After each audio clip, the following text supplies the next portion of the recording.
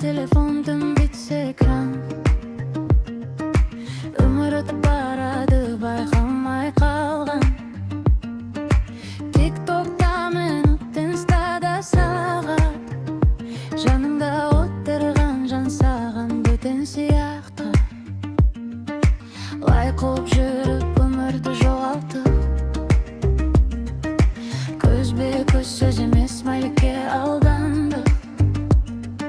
Story'да бақыт, шындықта үнсіздік, экранда күлесің жүректің ұмтынып. Экраннан басыңды көтер білсем, уақыт өтіп барады, гүл келіп емес. Телефон емес, жанындағы адам, сол нағыз байлық, соны ұмытпа адам.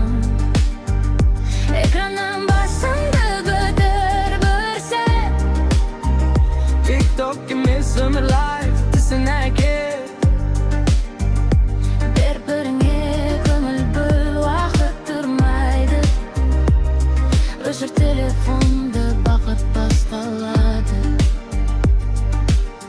Балалар қасында, әке экранда, анасы лайк санап отыр диванда. Бір дастархан, бірақ бәрі онлайн, үйде тыныштық, бірақ жансыз вайп.